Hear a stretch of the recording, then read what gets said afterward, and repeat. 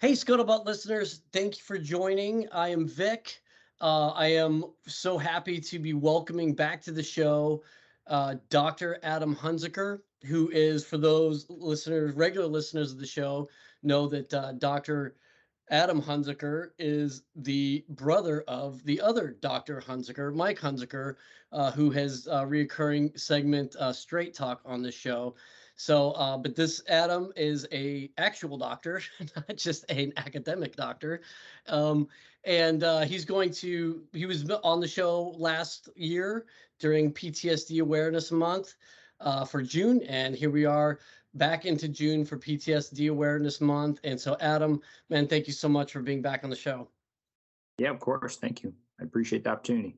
Yeah, absolutely. This is obviously such a very important topic, and one that's, resonates with me and clearly with you, you being in the trenches. But for our listeners who weren't privy to our first conversation, could you just sort of tell us, who you are, where you're from, what your background is, and why you are the person that you are in doing this fight? Sure. Yeah. So I got my undergraduate at Lehigh University. I got it in behavioral neuroscience. I'm the child of a counselor. My mother was a counselor. And so, I was probably primed to do that in the first place. And I went through, they took me off the streets, off a civilian job, and sent me to the Uniformed Services University, trained me for free, paid me money, sent me through the system. I went through and I got my psychiatry residency through Walter Reed. And they sent me over to the 82nd Airborne. I was the division psychiatrist for the 82nd Airborne, which is basically like the psychiatrist that takes care of the division. I've run their Womack Army Medical Center, the inpatient psychiatry unit. That was one of my responsibilities as well. I did a couple deployments to Afghanistan and Iraq. I took care of mental health care. I ran a clinic at Craig Joint Theater Hospital there in Bagram. And then I also did the USASOC job. I was the psychiatrist there, the command psychiatrist for USASOC. That was my final stint before transitioning into civilian life. I went and I work currently for a facility. It's a 4-hospital system right in the shadow of Fort Bragg. So I still get the chance to take care of a lot of veterans families and active duty families. And actually, most recently, active duty. That's a new entity that we haven't seen a lot. It's just there's a lot of need. So we take care of that. I take care of 4 ERs, and I take care of the inpatient consult. So I take care of people who may be suffering from depression, schizophrenia, and also have medical problems as well on the unit. So that's what my current responsibilities are. Yeah, just to name a few, right? But yeah, you've been on the really on the front lines of this with the folks that are sort of on the I guess the merry-go-round of high risk, high intensity exposures when it comes to mental health and trauma. Um, can you talk to us a little bit? For those who didn't tune into the last time we talked, you really did such a wonderful job of opening my eyes to what trauma really is and how a life in the military in particular within the combat arms, and then for you even more particular within the um SOF community, the special operations community.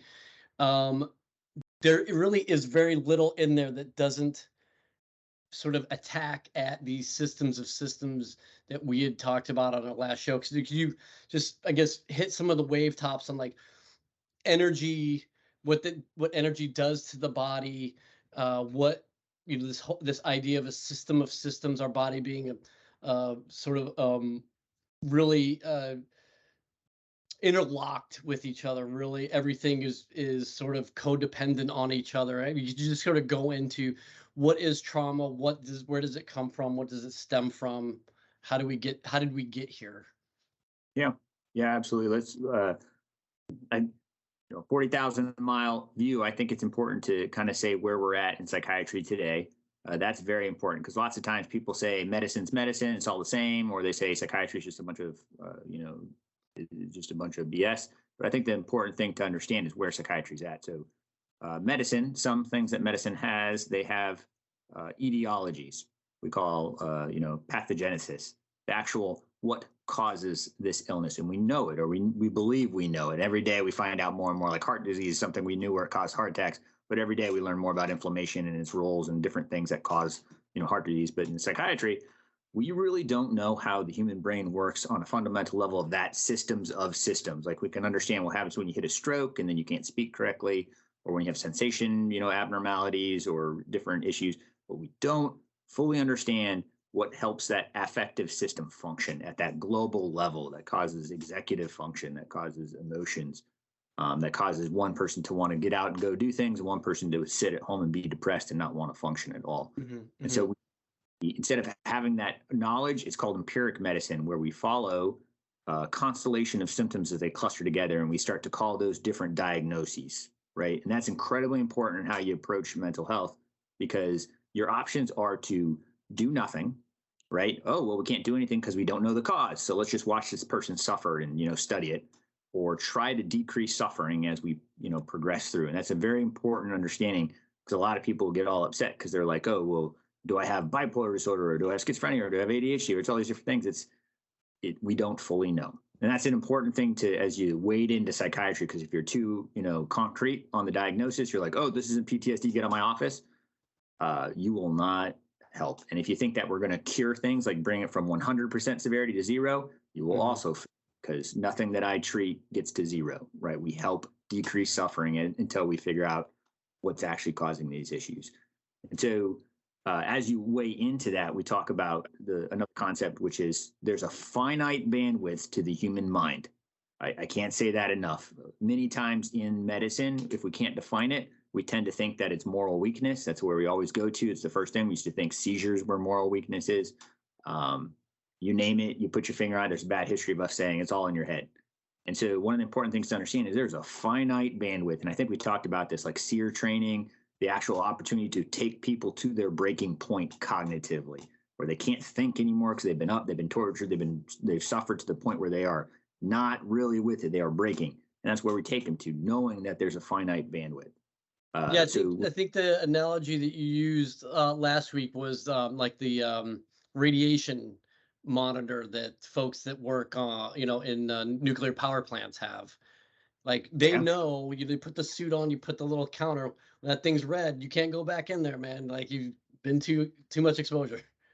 Yeah. And so there is a finite bandwidth of which we have. We just can't measure it because we can't measure when it's broken. I mean, that's a fundamental paradigm. Like if you don't know how it works, you don't know how it breaks. So anybody who says they know how these things work, it's impossible until you can tell me, how does the human brain work on a level of motivation? Like what makes one person motivated and one person not? What allows one person to handle trauma and one person not? And it's just because we haven't elucidated the causes and the functions of the system. So it's kind of like ambiguity. You have to be able to handle ambiguity to weigh in on these issues, because anybody who knows absolutely what's going on is they're not telling the truth. They're not truth in lending. And so when we talk about stuff like there is constant tug and pull, and what are these things that we're studying? And in some things, there's going to be stuff that it's going to be diseases. It's going to be straight diseases. It'll be biologic issues. It'll be genetic issues. It'll be overuse injuries, and some like an operating system issue. My Microsoft, Windows isn't functioning correctly versus my computer's on fire. Like these are different. So it's just the computer's working, the system just isn't working real well versus the computer's completely broken. And they're going to be different things. So you have to kind of feel your way around it through experience, and this is fully in my lane of saying, this is what my belief is as we enter into these realms. PTSD it's complex. It's a very simple diagnosis for a very complex presentation. Like I think we talked about this last time, much of the research and studies behind post-traumatic stress disorder was on one-time events, bad car accidents, one-time singular traumas, not necessarily people who've survived prolonged war, exposed to chronic traumas, multiple traumas. I mean, there's more research and study into it now, but it's just our understanding of it is still in its infancy. Yeah. And so, but really, it's a symptom or an issue of chronic sympathetic overdrive. Like it is basically sympathetic arousal. We've talked about that term. We can elucidate if you want to, but it's basically dysfunction. It's when your sympathetic arousal system is not functioning adaptively. It is maladaptive at that point in time. You Hmm. can't control. And so essentially, I don't want to oversimplify it, but I mean, your brain in that sort of fight or flight, sympathetic, heightened, ultra, hyper awareness just sort of locks you into that one moment, right? Because you don't want to have to deal with it again, and so you're just so hyper aware that that could, and so you're just always in this sort of fight or flight mode, right? Am I? Yeah, and that's what I would pull it into that systems of systems. There's four major prongs that I see when I see like people with PTSD, and the first prong is like your hyperarousal system is just all screwy. It's either overreactive, like your 0 to 60 is like way too fast. You're getting activated by stuff like slamming doors or other sorts of stuff. Mhm. Um, but it's really not. It's maladaptive. It is not functioning correctly. But then there's another wing where this is more like it's like a spiritual journey. It's a spiritual harm. Like it's actually hurting you. It's an ethical dilemma that you're stuck in because you're dealing with complex things that seem antithetical. Like it's wrong. You're seeing the wrong. There's a lot of the books that you taught that sent me to read, and some of the other issues that it talks about. It really talks about that. It's hits your soul, and so that's part of the journey that you can't separate it. It's kind of like someone violated me. Human beings aren't supposed to do this to other human beings, whether it's rape, trauma, war, abuse by parents. It's just someone has violated the conduct, the ethos of what human beings should treat each other, and that's part of that journey too. And then there's depression, because there's a big problem with depression that gets in there. It's that overuse, that phenomenon of you've used the system too much and you fundamentally shift gears. And we've seen it from animal models. God forbid some of the terrible things we've done where we literally stress animals to the point where they won't even try to thrive anymore. Like you put them in water, they won't even try to swim and they just drown because we have stressed them. We do it with intermittently shocking the floor. It's terrible. Mhm. But they sit there and they won't try to thrive anymore. And that's part of that, just messing with an organic creature so much that they finally they stop. There's some biologic thing that says stop that overuse. And the last thing is comorbidity, because everybody, when they don't know what's going on, they're stressed to the max and they're falling apart. And could you imagine, like, you probably can't imagine being on a sympathetic drive 24/7 for way too many days and you're just done, and then you fall back into maladaptive behaviors, drinking, sex, just misbehaviors, like anything to get that adrenaline back, and that's Mhm. incredibly important. So it's like all those prongs traveling forward. So, and we call it PTSD and walk out the door. And so it's kind of like everybody. I think I talked about this before. Like when you're putting your hand around an elephant, and the four blind people trying to figure out what an elephant is mighty like a tree. It's wispy like a snake, and it's all these things. But it is that system breaking down on multiple levels. Yeah. And you say that some of those things, like let's say it's like the moral injury piece. You say, oh, that's not biologic. That's something else. And it's like, then what makes a psychopath? I mean, truly someone who does not feel. We talk about empathy, like someone who does not feel when they do something wrong against another human being. They see them as objects, not as humans. And like there's something biologic that changes that. So there's some kind of harm that happens there where people are traumatized in that sense and they have to process it. And the reason I say I delineate the different lines of effort is because you have to approach them differently. Like you can't Right. treat, it's not going to cure your moral injury. You know what I mean? Like it'll make you feel a little bit better, but there has to be growth and travel and talking about it and spiritual journeys, and you Right. can't approach the same thing. And so comorbidities, you can't treat that just like clean PTSD. It'll take you sideways. So Well, and then to even further complicate things, this idea of energy, and I really liked what we had talked about, for like especially heavy machine gunners.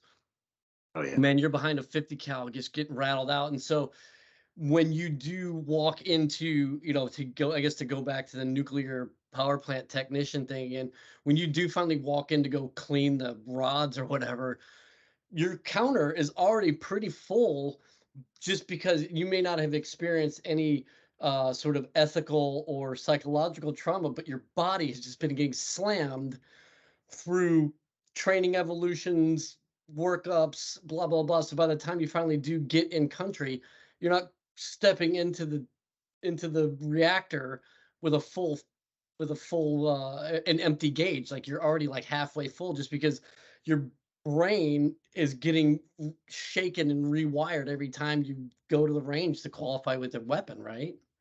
I don't want to, like one day when we're both old men, we're old men, but old men, Yeah, yeah. right? I need two more olds there. We're going to realize that, thoughts are biologic things, and we can get as philosophical or not about you, but those energies, right? To watch a dead child on the side of the road be passed by as everybody rolls, by because they got a mission to do or something like that. That is energy that is processing. There's a system that has to process this energy, and it's every bit as traumatic as it is to hear a loud sound that actually literally causes trauma. So, just to rehash real quick on what we talked about traumatic brain injury last time, the signature injury of GWAT was coup contra coup. You get hit, you get smashed, you hit your head, you hit the back of your head. And then what we started realizing recently when things calmed down more is there's so much more dysfunction to the gentle, like axonal injury that we see from shearing forces, right? So you're talking about the concussive forces, blast injuries, just not the one that makes you maybe feel a little out of it and maybe get your bell rung a little bit in the moment, but over time, just over and over and over and over again. I mean, just think about when you use a weapon, if you ever shot your M4 without using hearing protection in Yeah, your yeah. ears, that is concussive and energy damage. That is literally the neurons in your ear are dying. Like that's what that ringing sound is. It's like their last scream. It's like I've been damaged or I've been shocked. And so it's one of those things where we don't understand how the human brain works, but to think that it's not biologic, like not a biologic system, that we're not breaking something. And so I just want to enforce that over and over again. Like in psychiatry, many times people try to separate it out like a different specialty. They even do mind and brain as separate things in certain. You'll talk to certain specialties and they'll be like, oh, these are separate things. The brain is still the brain. I stick a screwdriver in your head, your feelings go away. That's how it works, right? There's a spiritual aspect to things, but it's still part of your brain. It can be overused. And to use your analogy, when you go in and you fry the sucker, you fry that emotional system. The function of your affective system is to engage with other human beings, to give you motivation to interact. And you fry it, right? You just fry it. You say, humanity's terrible, humanity's terrible, humanity's terrible, humanity's terrible. And you fry it, it causes damage to that system. And then you do that the second time or the third time. And it's just like radiation. Over time, you're going to be burning that system. You're just burning it down. And then when you come home, many people don't get a rest in their affective system, right? Now you're coming back and, at the height of the war, you're already gearing up to go back out again. Yeah. And so your life is crushing you. It's not like even a pause in the pause. You're burning the system even farther down. And so, yes, but what you talked about with traumatic brain injury, it's a very real thing, and it's much more subtle than we're giving it credit to. So it's what we're seeing from concussive forces is frightening. Yeah. Well, let's go into some of the things that you have been sort of looking into some, I don't know what to call them, advancements, but new horizons since our last conversation.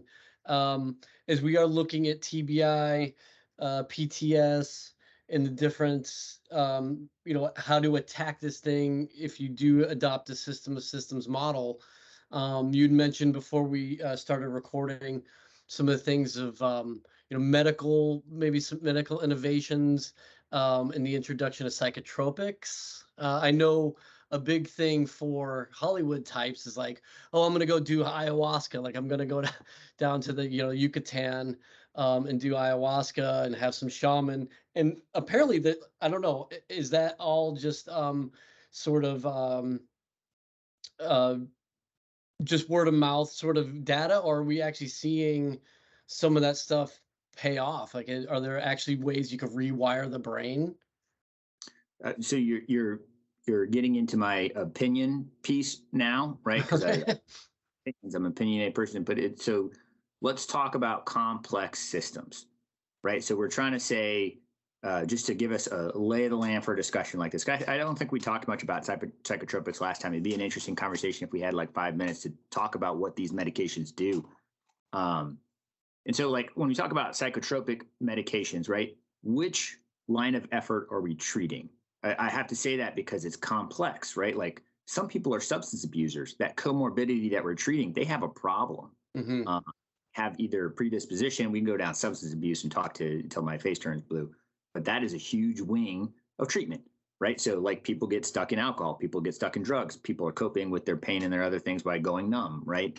And so some of it is that moral injury piece, right? And so that's why we have to separate that. And some of it's just straight organic depression. So, and this is, I'm going to get probably pilloried by this by my colleagues, right? But stuff like Zoloft, its function is to increase the feel-good neurotransmitters. It does not cure anything. And that's something to wrap your head around, because it's okay. It's not like Tylenol, ibuprofen cure your needs, right? Right.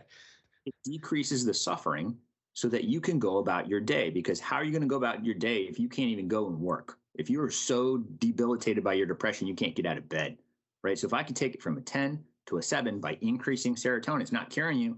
Serotonin in creatures make things feel like things are going to be okay. Large amounts, that's called MDMA.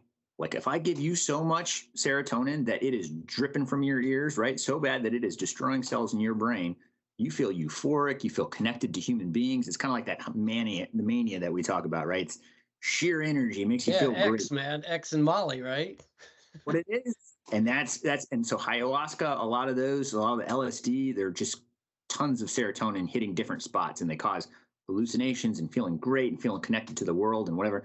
But it's a neurotransmitter, so we're like hacking the system, right? We're putting nitrogen inside the engine and it's just going, right? And so it's not curing the fundamental problem. Those wirings, who knows what's going to be the cause of this issues? Like who knows if it's going to be a wiring issue, like a neuronal damage part? Like we don't know. The brain does rewire, but rewire slowly, right? Learned memory is rewiring. That is literally a brain reorganizing. It's just that's why boot camp is 13 weeks and not 6 weeks, right? Takes time to rewire. So it does rewire, but it's just also one of the things. There's probably damage on a cellular level. That's one thing that we're really getting into in science. It's just on the cellular level, like even genetics. It's not just the genes; it's how the genes are read. That's what's fascinating. So stress can affect the way that your genes are read. It's fascinating. But like on a more gross level, when we use these psychotropics, we're using feel-good neurotransmitters that make people feel better as they go about their day. They could say it's artificial. I totally agree. But sometimes you got to have enough Tylenol and ibuprofen or the good old vitamin, M, Motrin to get up and do what you got to do to function. Because otherwise you don't have a job and then you're going to be very depressed. But I bring that back to say, what effort are we treating? So are we trying to do psychotropics? Typical psychotropics for these kinds of issues, PTSD, antidepressants as a huge class. Main function, increasing serotonin, norepinephrine, and dopamine, making people feel a little bit better. Other typical ones, anticholinergics. Like think about Benadryls and strong medications like that. And really what that function is to do is to make you feel kind of tired. It's to blunt that sympathetic arousal piece to it. There's a medication that's had a lot of effects with sleeping issues called prazosin. It's, they talk about the nightmare medication. It doesn't make nightmares go away. It decreases sympathetic arousal. It's actually a blood pressure medication that kind of calms you down. It decreases sympathetic arousal. So what happens is it makes it so you don't wake up in the middle of the night from the sympathetic arousal, but you may sleep through your nightmares. But it's just something to think about. Like that's how it functions. It really just it blunts your sympathetic arousal. It makes it. And you'll hear that over and over again because a lot of these medications either blunt sympathetic arousal or improve mood. That's really the main function. And those are the healthier medications. There's some other ones that are a little less healthy. Like we always talk about risk and benefit, right? So if I don't know what causes your illness and I know that these medications aren't going to cure you, I'm going to give you something and I have to weigh the risk and the benefit. I want to make sure I give you a medication that doesn't cause more problems than it's worth. Certain medications can cause a lot of problems. Benzodiazepines, you've heard of Xanax, diazepam, all those. Mm-hmm. Yeah. Alcohol, they work on GABA. That's how they function. You heard of gabapentin. That's a seizure medication that works on GABA. So it's the number one inhibitory neurotransmitter in your body. And that causes risk because, when you get there, that's when you go through withdrawal and all those pieces. Sleeping medications, the Ambiens, the Lumestas, they also work on GABA. So you got to be careful when you come to certain medications because some of them can cause problems. A lot of the new ones that you're talking about, like, the resurgence of MDMA, the resurgence of like esketamine and ketamine. The esketamine and ketamine both work on NMDA.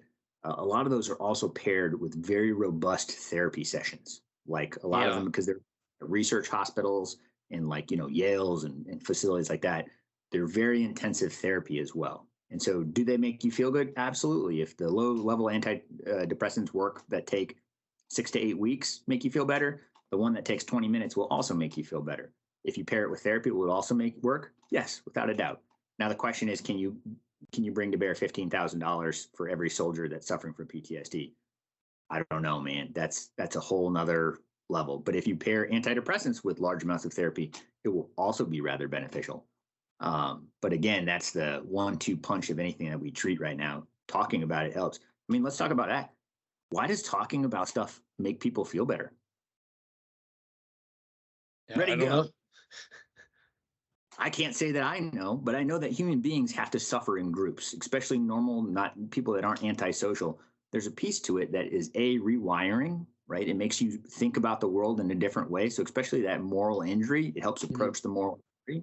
As far as depression goes, especially when you talk about rewiring, if you can get somebody out of a slump to start moving, to start thinking differently, there's a fundamental change in the way a human being thinks when they're depressed or when they're have severe trauma. It changes. Because you got to remember, I think we talked about this last time, you have about a little brain that can cogitate on about 12 pieces of data at any given moment.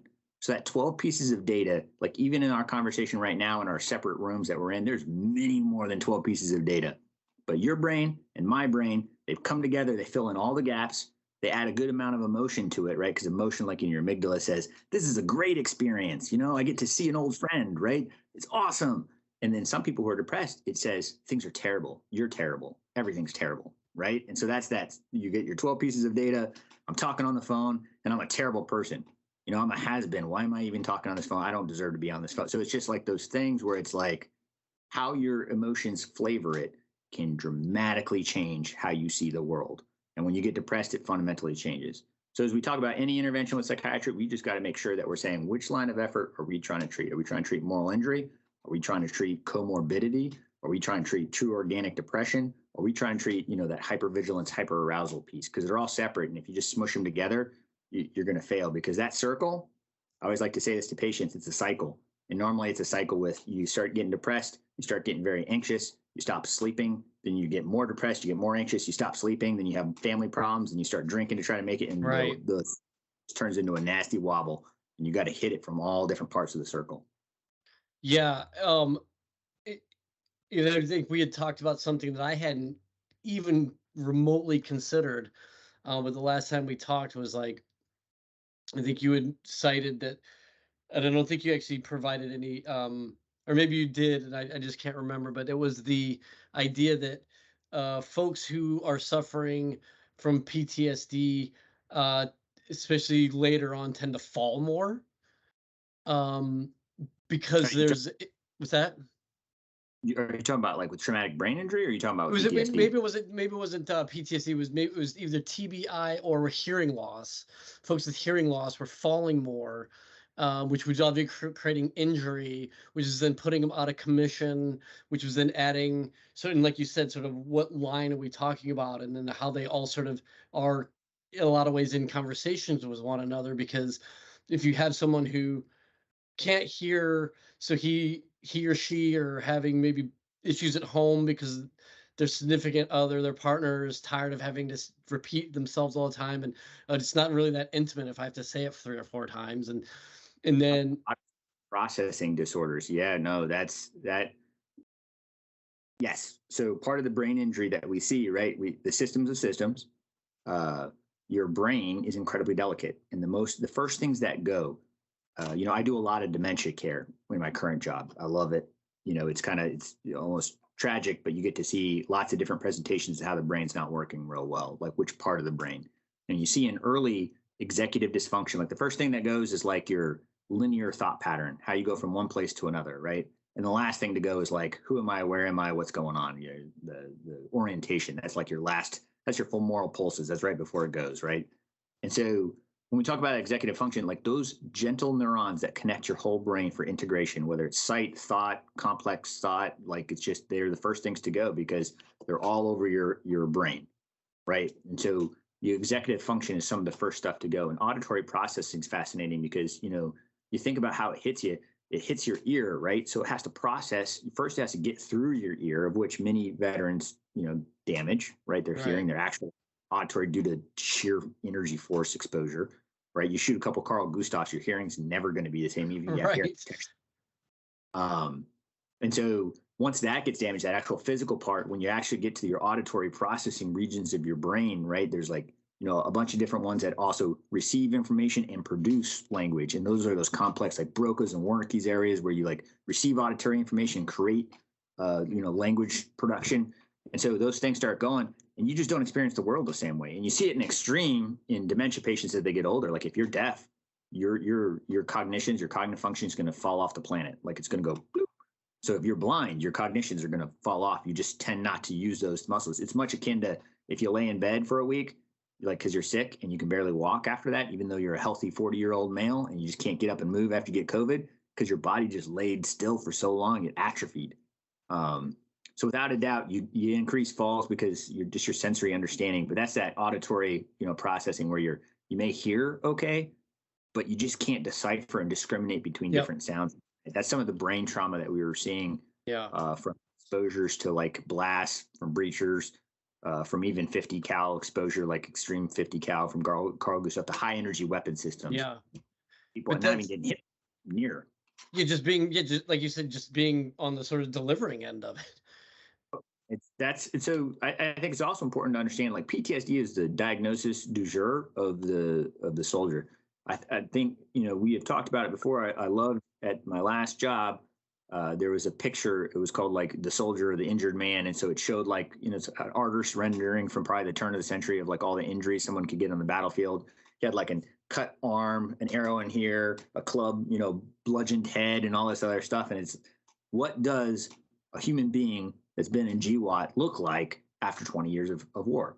And it's chronic pain because he's been running around and battle rattle. He has been every Thursday he's been doing all that stuff. So the chronic musculoskeletal injuries, the chronic traumatic brain injury from pugils to combat to army fitness to wrestling to just being whatever that you're doing, there's trauma.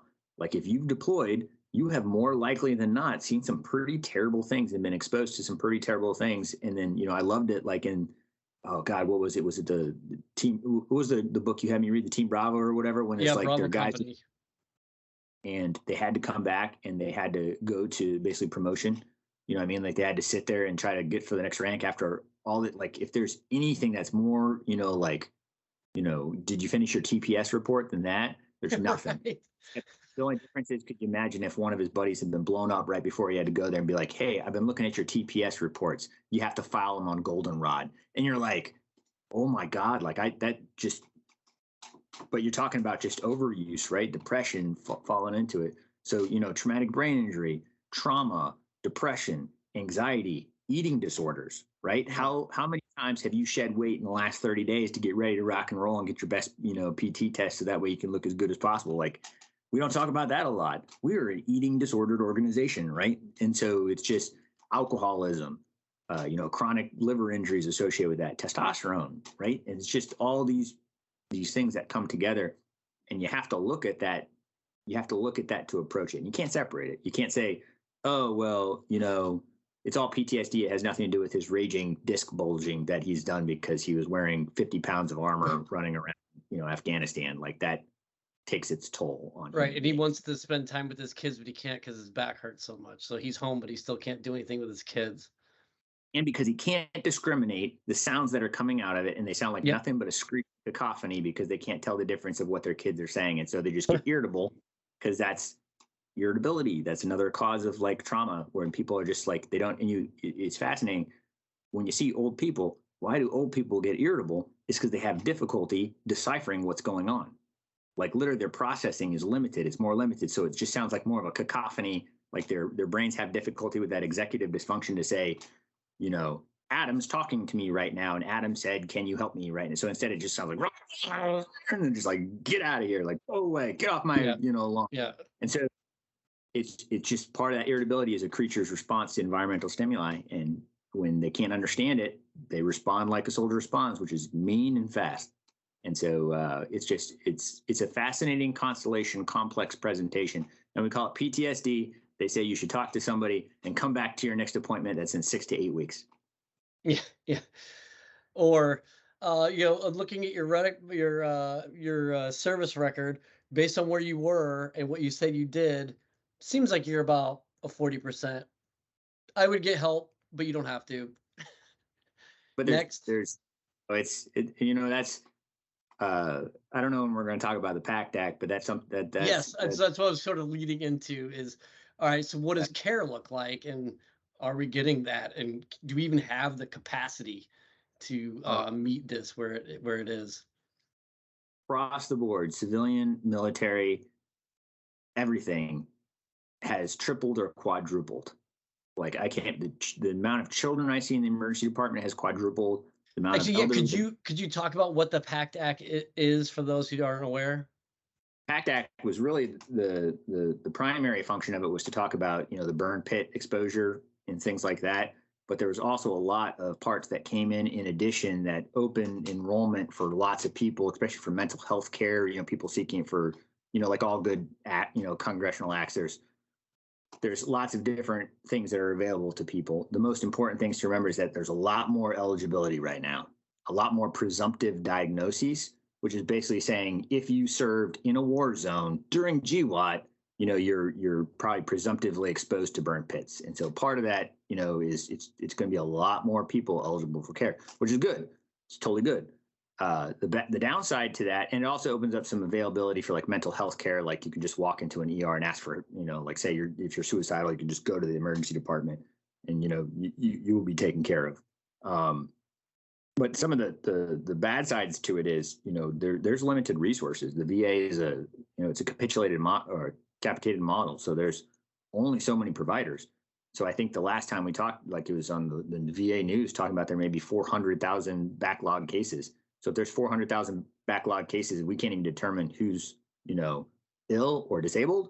That means there's going to be a lot more people in the system trying to get care. And it's a good thing, but it's going to be a big change. And so it's good for veterans to know that, but it's also good for veterans to understand the fact that there may be a waiting line for a lot of care in the VA or other systems as they go to it. Even our systems, I see people in the emergency department every single day, man, and I'm seeing them, they're suicidal. And it takes me time to find lots of people follow-up appointments. And that's for suicidal patients. That's not for, hey, I'm depressed and my wife doesn't want to talk to me and I'm irritable at my kids. So it's going to be a thing. We always say that, what was it, the battle of stigma against mental health? I think we are winning that battle. Like people are identifying that there's problems and looking for help, and that's awesome. Now it's the time to grow all those therapists and grow all those mental health professionals that are going to help us with the fight. Yeah. So what does that mean? I mean, do we need to actually take on like an active recruiting campaign, or do medical schools need to be funneling? Like, how do we, so if we're increasing access, which is good, but we're not meeting that demand signal with actual providers. Like what is that? Where do we go? Where it is going is, there's a lot more scope changes. I'm not sure we talked about this, but basically a lot of people, their scopes have changed over time, right? So you're going to see a lot more PAs in the fight, a lot more nurse practitioners in the fight, a lot more licensed clinical social workers, taking over for what traditionally have been different roles. And it's the need is there. It is great and it is there. And so it's a lot of people taking up different roles, a lot of more group therapies where there may have been more individual therapies. My advocacy, the thing that I really advocate for is, soldiers helping soldiers. There's nothing better, like you say, hey, do you have a cigar club or do you have a, something where you can see people's faces and you can do that socialization, that just needs to happen in the first place to understand that people aren't alone. Because really, you want to start watching when human beings start falling apart. It's when they stop being social. If you're a social being and you stop being social, it's usually a harbinger of very bad things to come. That's kind of like that. You see your dogs. It's like you talked about earlier with like, well, why does talking work? Like, I don't have really a medical explanation for it, but it does. Nothing more human than talking and being around each other. And you want to watch something crazy, I'm sure I can't talk about, but it's like that special with the chimp kingdom or whatever stuff, and it's fantastic to see chimpanzees, how complex their social interactions are based on like grooming habits, and we're like 100 times more complex than that. You know what I mean? Like, just to have those aspects, and everybody shares it in a different way, but of socialization is fundamentally human. Like that is humanity at its most, to share pain and share, like moments with other human beings is what makes us humans. Um, and it was also sets us up for moral injuries and all those things. But, human beings and our complexities get us into those, conundrums. They also get us out. They help us process it. They help us forgive. They help us move on. And when you don't, one of the most fascinating parts about like therapy, when you work with someone who's really not doing well, is like their internal thought process. It's weird. It's like, it's not fully formed thoughts. They're like weird, super negative, short-term thoughts, and they're cyclical. When they get real bad, they're just punishingly cyclical. It's like, I'm a bad person. Like I'm just not a good human being. I've done lots of bad things to other human beings. I should just be dead. It's like just over and over and over again. And when you pull them out of it, you help them recognize how not useful that is. Like, why are you punishing yourself? How do we move past this cyclical thought? And so therapy can be fascinating, but there's also therapy in just talking to another human being. To Yeah. share burden. Talk about it in therapy is the first thing, is to build a rapport with a person. To know that someone else is sharing your misery is incredibly powerful. And so you break it down and how you want to. But yeah, that's exercise groups, veterans exercise groups. Fantastic. Like, how many veterans have you talked to, or maybe yourself have experienced, discovering that there's other exercises outside rucking, running, and, doing, stuff like CrossFit? Like, there's lower impact cycling clubs. There's a million different things that veterans can get excited about with exercise that doesn't destroy your spine.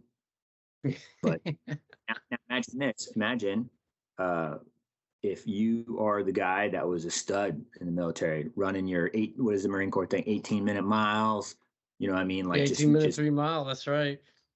Rocking all the time, and you're doing all this awesome stuff. And now you got retired, you transitioned out, and now you can't run because your spine's shooting nerve pain down to your toes. Your knees don't work quite right, and you're not a stud. How are you going to get exercise? You're just going to grow fat and keep drinking? Like, what are you going to do to get yourself back in like that mental pride that you have by looking in the mirror? And it's just biking, different stuff, but getting people in that shift where it's like, oh, I don't bike, that's for wusses, or I don't do Pilates, or whatever it is you get yourself into that gets you back in shape.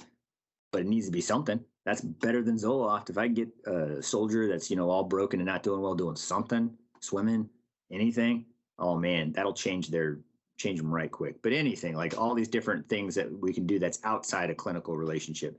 And yes, we need many more clinicians, like times 10. You go to the VA website, USA Jobs, you will see a ton of open, hirings. And but that's not just us, that's everywhere. Like, we can't find people to work anywhere right now, right? That was one of the biggest issues we ran, is people leaving the workforce. So I mean, as we're sort of coming out of the COVID world, we're finding, I think, almost societally across the board, this I guess reticence or hesitancy to sort of get back into the fray. But that sort of leads me into what we had talked about, and you'd mentioned Ben Kessling's book, Bravo Company. Yeah. And we have had Casey Tellison, author of Freaks of a Feather. His memoir just won the Marine Corps Heritage Foundation nonfiction award. Fantastic book. I don't know. I recommended it to you. I don't know if you had a chance to check it out.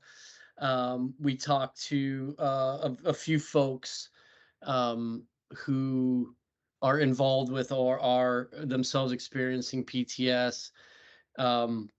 There's a lot of awareness right now. We've got David Neese coming up, his documentary, The Gift, about Corporal Dunham and the Marines of 3-7 in Huseba is coming out soon. He's going to be on the show. And then Mending the Line, another Hollywood production that's dealing with a Marine coming back from Afghanistan. And like you said, sort of finding one of these non-traditional therapy.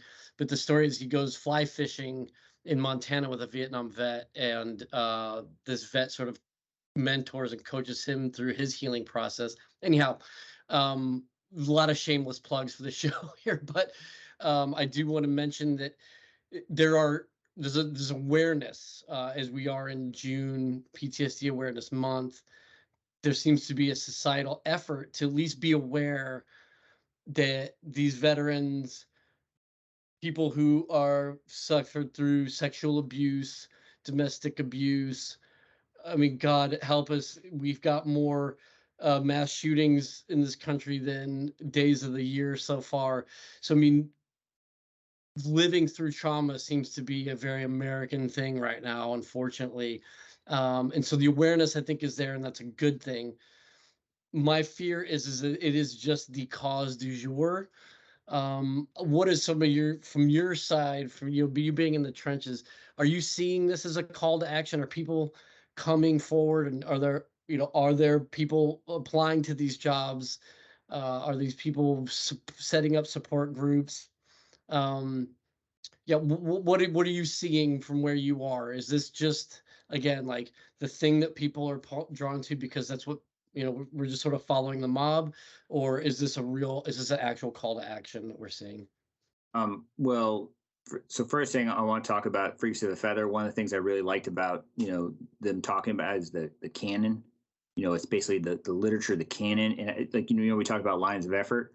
When we talk about that moral injury piece, that tribalism that brings together is incredibly powerful for moving forward. And so that canon, that lexicon, those books, the Iliad, all these things that is kind of just, you talk about stuff like legends, the heroes, right? If I walk down the street and ask people who Chesty Puller was, they're going to say, who's that? You know what I mean? Like the rarity are going to know, well, maybe in my community, because there's a bunch of veterans, but you know what I mean? Like Yeah. it's vast majority of society don't know who these heroes are, who these people are, who these books are that have, created this ethos of the people that it is. So I think that's incredibly important for that treatment. And that's the part of getting veterans together to do things together. Um, as far as the cause du jour, I will say that PTSD has become a caricature of itself, and that's not necessarily a bad thing. It is just a thing. Do you know what I mean? Like, where it's like that now there's different acronyms or different stuff for post-traumatic stress disorder, and I get it. Like I got the PTS or I got the whatever stuff, and it's like it's a good thing to get awareness out for people to be aware of things. Like I don't think that it being overdiagnosed. I think people are hyper aware of those traumas. And I think that hopefully, psychiatry period is going to open. Depression is going to be 12 different subsets. PTSD is probably going to change, just like we used to call dementia. That was it. It was dementia. What do you have? You have dementia. Now there's Alzheimer's and Parkinson's. That was the next phase. Now there's Alzheimer's, Parkinson's, Lewy body, tauopathies, like, frontal temporal. There's all, because the science is expanding. Trauma will be the same way. Part of trauma is just normal memory. It is a terrible experience of which you are remembering, right? And that is an important factor. That's how the brain's supposed to work. You know Yeah. what I mean? Like normal thing. So what we say about PTSD is your response to that is maladaptive. Because if someone did something terrible to you, you should remember that. And then any kind of Yeah. similar situation, I think we brain. talked about this last time too. Like, it's why my son will only grab the hot pot once, right? Yeah. I mean, you talk to a million people and they will have weird experiences that bring them back to those moments. I told you probably sharing my brother, it's good because I like to embarrass him, but, he would have, after his first deployment, when you guys invaded, he would have issues being on airplanes. And it was largely probably that funnel experience where you're all funneled together and moving forward. And it would just bring back those same kind of, feelings. So they're maladaptive feelings. They don't help you in your current situation, but it's reminding them of bad experiences or dangerous experiences. And then, I don't want to go a pipeline of the complexities that have to do with those bad experiences are also exciting experiences, right? So then the shame of feeling good about bad experiences and it gets complex. But yes, Right. so it's like part of how it normally functions. So yes, do I think it's become the action of the time? Maybe. I don't think it's bad that people are getting more into mental health care for especially soldiers and stuff like that. But it is one of those things that gets in there. But as far as people getting in the fray, mental health, it has grown in popularity. I think psychiatry is like maxed out its residency again this year. I can't speak to psychologists or therapists, but I know they're all growing specialties and subspecialties. But the demand signal is outpacing it. There's people out there who also think that just ignoring it is probably what we need to go back to doing, right? They think there's suicide epidemics because people. I can't say it's not. There's that's a belief system, right? That's when you get into politics and religion. You're like, maybe it could be. You're right. I mean, there's a reason why Asian Americans killed themselves more often than white people, and now white people kill themselves more often. It's just there are behavioral patterns associated with these illnesses. That's why it's behavioral health. The brain controls the behaviors, the behaviors control the brain. It's just a cyclical fashion. But to say it's one versus the other, I don't know, but I'm telling you right now, we're in an upswing times 10. We were winning the battle in 2019. Now in 2023, there is a lot of need. Yeah. I think people are getting into it. People are realizing that it can be a rewarding profession, and it's also pretty tough, man. Like there's for every good win story where you change somebody and save somebody's life, there's a story where somebody lost their life and now you're having to deal with that trauma of dealing with somebody who committed suicide. So it's a rough job, but I think people are getting into it. But do I think it's not real? No. I've there's lots of things where I can say I'm not the expert in, but I've done a lot of PTSD treatment in different realms over the course of my military career and afterwards. And so it is a real phenomenon. Do we have it perfect? No, we do not have it perfect. I am sure by the time I get out of this career path, I will look back on these days and think of what a barbarian I was. Just Neanderthal. like treating, antipsychotics with people is just, I have to go to war with the army I have. I can't go to with some Yeah. theoretical. Right now, there's people that are suffering. If I don't do something, they're going to suffer alone. They won't do something. So it's going to change. But to say that it's all a bunch of bunk, that's going too far. But it is getting a lot of like background with it. I have soldiers that come in and say I got problems with the PTS. I'm like, good. Let's get into it. Let's figure it out. Yeah. Well, I think that is the that's the T-shirt I want to be wearing is like, let's figure it out. I think that's a good mantra. Um, And you show up to the ER and we'll figure it out. Like I'm the last stop before you do something stupid. You just come on in the ER and we'll figure it out. yeah. Let's not start with no. Um, well, one of the things too, and I want to sort of transition into our discussion about transition, but one of the things, I guess, just to follow up, I'm happy to hear that the support that you're seeing looks sustainable, or at least is genuine, and it's not just sort of yeah, like I said, the cause du jour.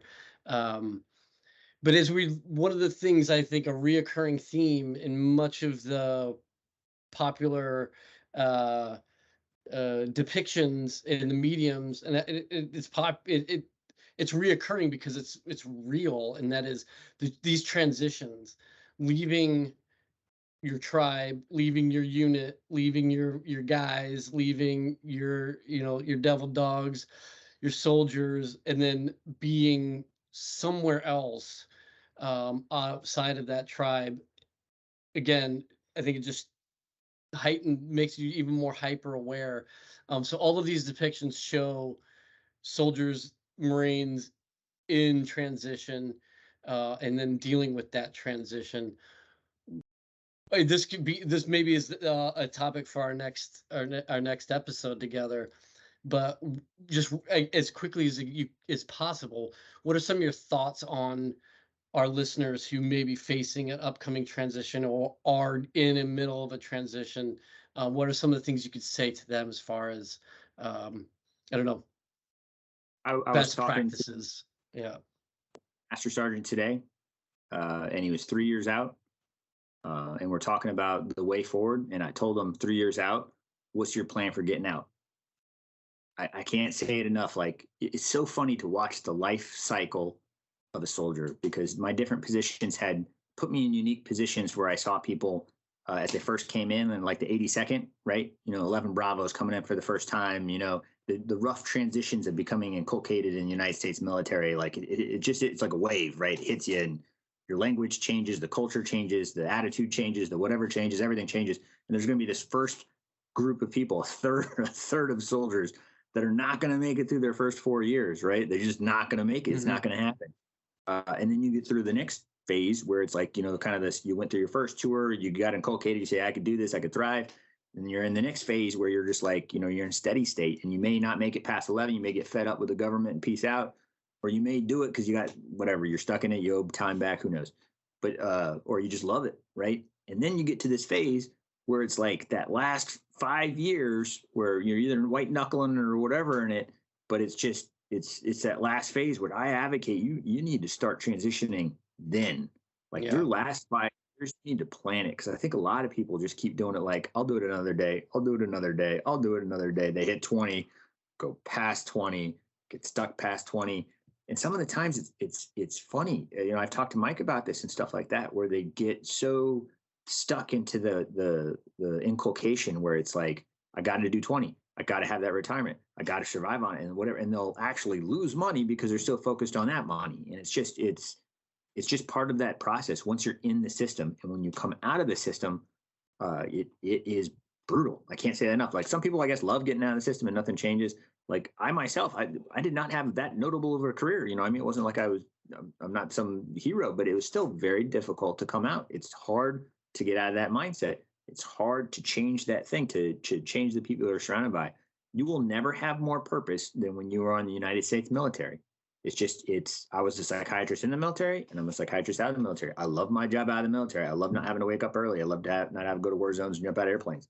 But you have that purpose stolen from you. And you can try to fill it in, but there is never any more purpose than fighting the nation's wars and taking care of soldiers. There's just no greater purpose.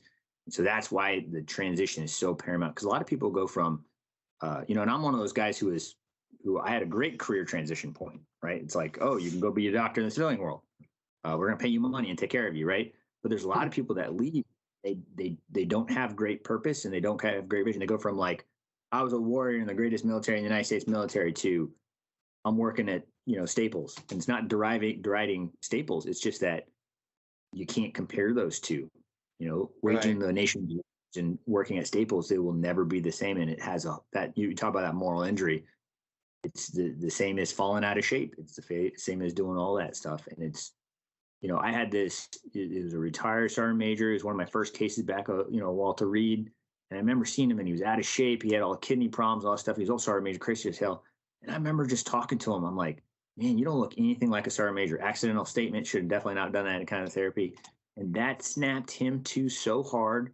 He went and started exercising again. He went and started doing that and stuff. And it was just, he thanked me for finding his purpose. And I didn't do anything but misspeak, but it was just that jarring thing that said, I'm not holding myself to that standard, and found that sergeant major purpose where he was probably on his glide path to falling apart, like just keep drinking and taking himself out. Whereas it is complex, it is difficult, and I hope nobody underestimates it. I know you went through it. I went through it. Every human being went through it. And, I can still remember because I had to sign it at the dotted line for at least 11 years. You know what I mean? Like I was like a citizen. Now I'm in the military for 11 years. And I can remember sitting there crying going, oh man, what the hell did I just get myself into? Like 11 years of my life, for me to get.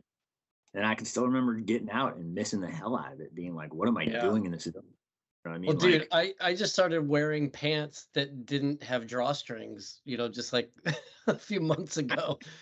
So I went from my military uniform to now my civilian uniform. I have a bunch of pairs of the same color pants and a bunch of the same color, like button up shirts. And I change the shoes as it goes, but it's the same thing because it's indoctrination. But to leave it, like, someday we're going to maybe get smarter on the whole, human resources aspect of transitioning, like bringing people in and getting people out, holding on to people longer. Because the vast majority of transitions look something like in the military, you go through the TAPS system that maybe 6 weeks tells you how to get your CV ready and, get ready for the next job. And don't forget to set up your LinkedIn page. Yeah. And so I don't want to say it's a joke, but it's missing the greater piece, because it used to be nothing, that's terrible. You come back from demob and they drop you off in your civilian. That's not okay. But 6 weeks of talking about it, it's almost like, how do you get yourself geared up to go to the next level? And I don't know if and a lot of people just go into contracting next. I'm not sure if there's enough contracting jobs for everybody, but it would seem that we are losing a lot of human resources that we don't just grab from our own active duty force that then go into the non-active duty force that we couldn't suddenly funnel into like its own insulated, whatever, like workforce. But that transition needs to happen a long ways out. If you are within 3 years, you are in the danger zone. Now is the time for you to start that transition process. And it needs to be biopsychosocial. It's going to be, how do I keep working out? What's my next job? Where am I going to get purpose from? Who is my support network from a social aspect? Did I get rid of my whole family, and my, and now I have nothing but the United States Marine Corps. What am I going to transition with? And you don't have that, and you can't write that down on a piece of paper at the very limit, like be like, this is going to mentally support me. This is going to financially support me. This is going to be my purpose in life. Then you need to start making maneuvers. Because if you're in the last year, you are so far behind where you need to be. And so a lot of the time you can find a job, but then find the purpose and everything else that goes with it. It's tough. And especially people who thrive in the military are social creatures. Rarely does someone who's not a social creature thrive in the United States military, because it's such a social entity that you probably need to find something that is also equally as social. So, man, that's great advice. And like I said, I think, I already got ideas on, things we could talk to, because, we can, I think we spend another hour unpacking that, and we should, just probably not tonight, because I'm sure, we've got, I've already taken up so much of your time at this point, man. So I really appreciate you sitting down with us. So what's next for you, if anything? Are you speaking anywhere? You got any conferences or anything coming up, or are you just in your ERs just slugging away? So I work in 4 counties, 4 hospitals. One of our big dreams, there's many dreams that we're trying to expand for, trying to help more kids out, because there's been a big boom in children.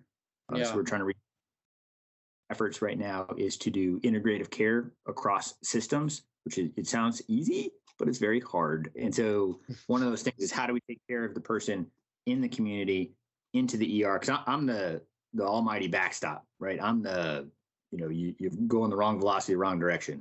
How do we change this into moving it out of there? And how do we integrate with those systems that are doing that? Because there's systems that do it. So like, think about, there's ACT teams that go take care of severe mental illness in the areas.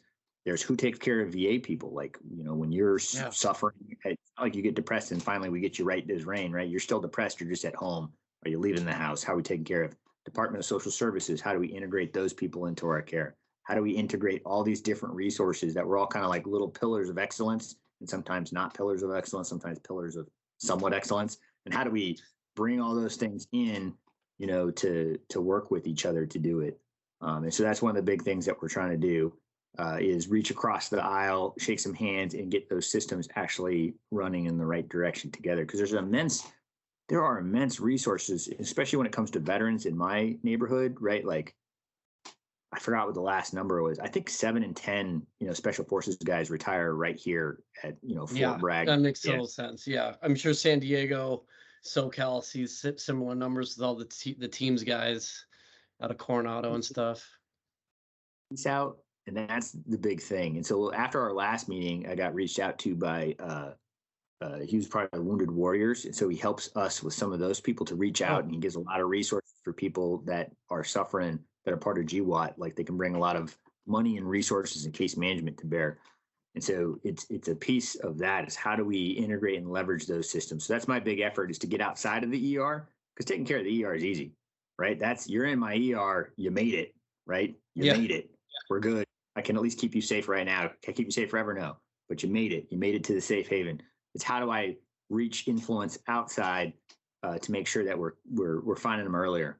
So when somebody's suffering, how can I get them in? Maybe divert them from the ER into some like local resources or something else where we can take them to. It's about outpatient programs or other things like that. So that's my effort right now. Well, then how can folks get in touch with you then if they've got some ideas?